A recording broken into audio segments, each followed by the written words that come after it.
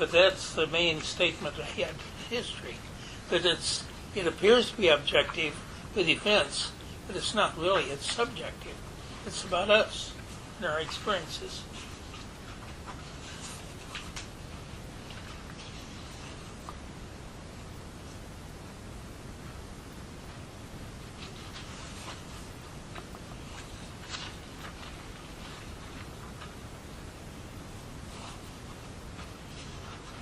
Man is his own star, he said in Self-Reliance.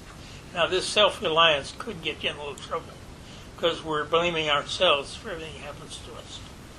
Whatever it is, we can't blame somebody else for it. They might be involved to some extent, but we're responsible for our own destiny. And he says that man is his own star.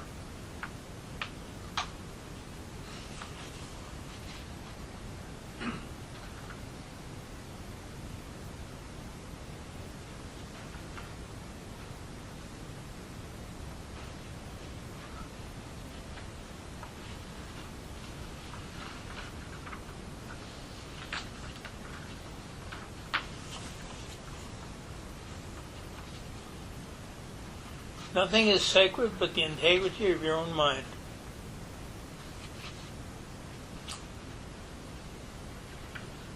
That's true. What gives you great joy? What gives you greater joy? Get over a bad habit or 3 days in Las Vegas? Getting over a bad habit, because you've triumphed of mind over matter, which is why we're here anyway. So we're serving life's purpose by overcoming a bad habit.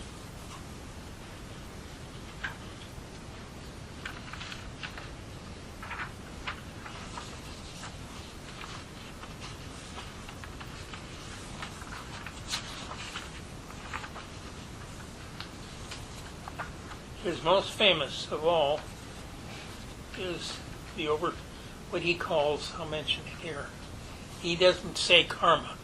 That wouldn't go over so well either. He calls it compensation. That's acceptable. Compensation, not karma.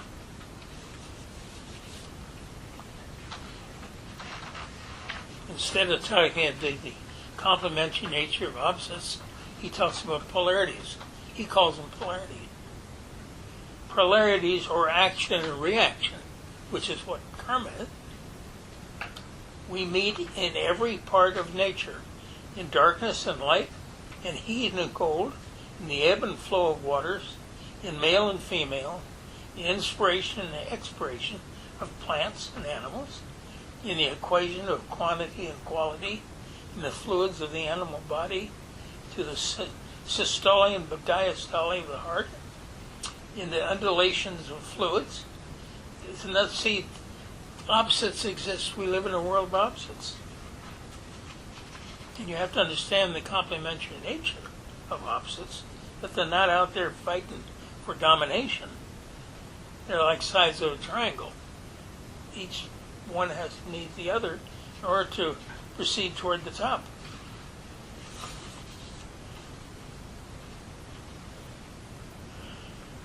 The same dualism underlies the nature and condition of man. Every excess creates a defect. Every defect an excess. Every sweet has a sour. Every evil has a good. Every faculty, which is a receiver of pleasure, but an equal penalty put on its abuse. So, opposites serve each other. That's what they do. They serve each other. They explain each other.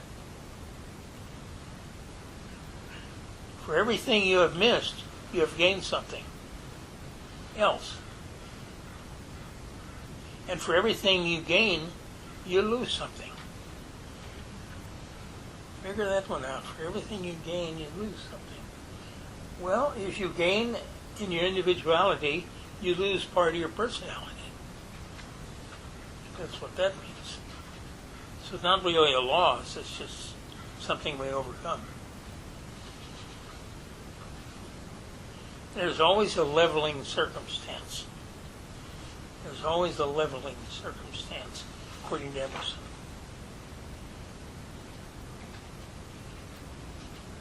The true doctrine of omnipresence, there's the word she said, is that God appears with all of his parts in every curse and every cobweb.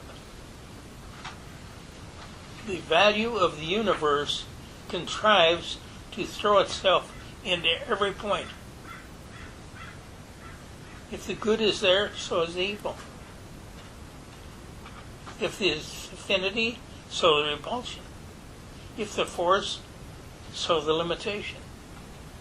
He said evil is nothing but limitation. That's all.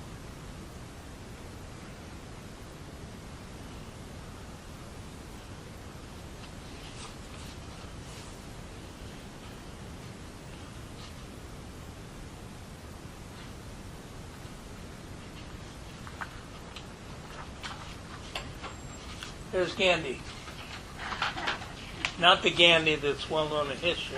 There's another Gandhi. And he's always late. Gandhi of the third millennium. Come in, have a seat.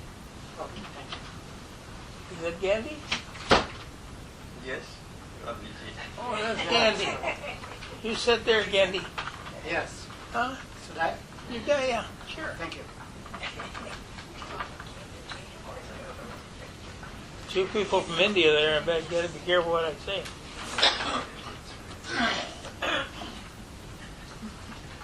And Emerson was very much against slavery, and he talked against it. And many times he got booed and went through that persecution thing because he was against slavery. But being in the North, so were a lot of people.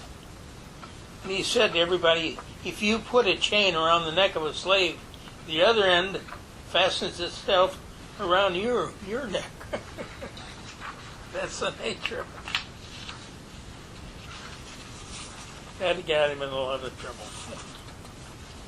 But, you know how that turned out.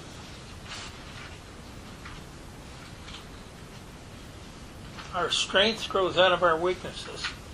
Do we believe that? That's a good thing. Our strength goes out of our weaknesses. I think it does. Otherwise, what's the point? You know? As Robert Browning said, our reach must exceed our grasp, or what's a heaven for? Beautiful, man. Beautiful statement. Beautiful aphorism. Our reach must exceed our grasp. What's a heaven for?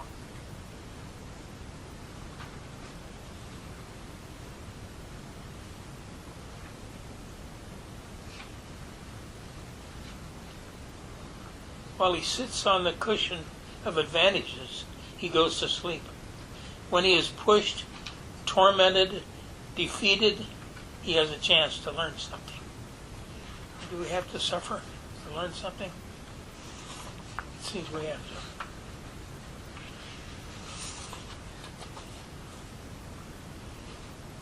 Nothing can work you damage except myself.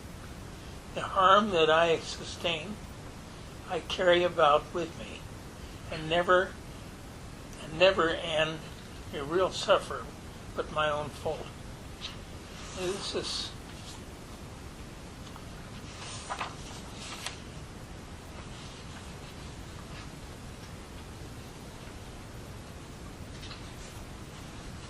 the last one, the oversoul.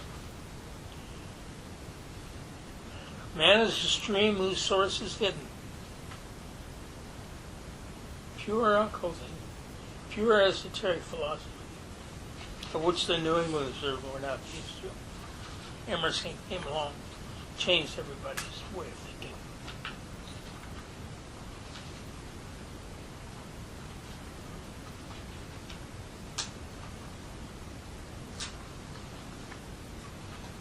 What we commonly call man, the eating, drinking, planning, counting man, does not, as we know him, represent himself, but misrepresents himself. In other words, don't take anything literally, including man. Don't take everything literally.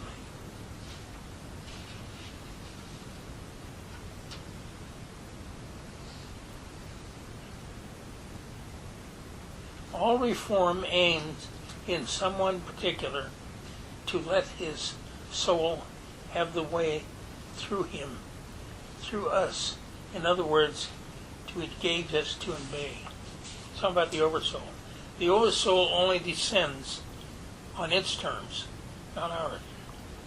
And there's an old saying, spiritual truths are earned, not learned. You don't learn them at school. Spiritual truths. Those are moral things. You earn them by a way of life, and by the participating in something like this. It's a mystery school, what we got here. It's a mystery school. We're studying mysteries. This is the mysteries.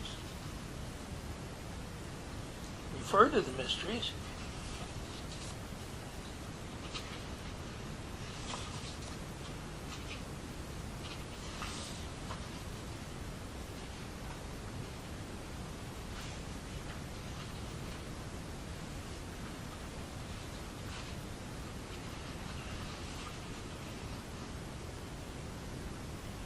The soul is a perceiver and revealer of truth.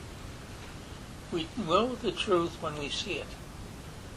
Yet skeptic still foresee what they choose.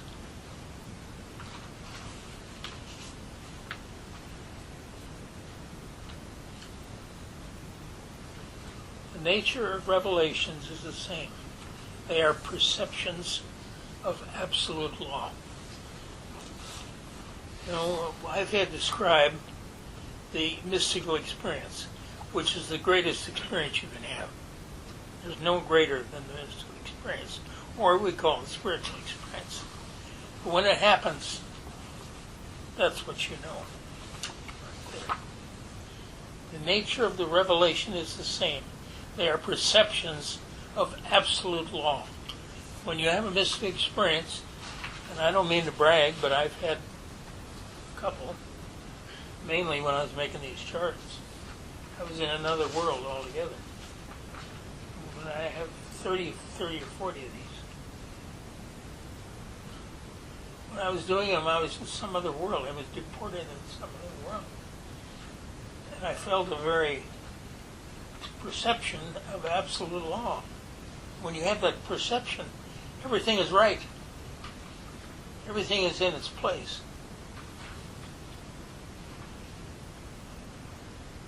As, what did the nun say? Hildegard? Hildegard of Bingen, what'd she say? God arranges things in consideration of everything else. A beautiful statement. She didn't say it. She may have used churchy terms, but God arranges things in consideration of everything else. In other words, everything kind of is in order. It's in order. It doesn't appear to be that way when you look at the world. The world's a mess. It's enough to make a Christian Scientist sick.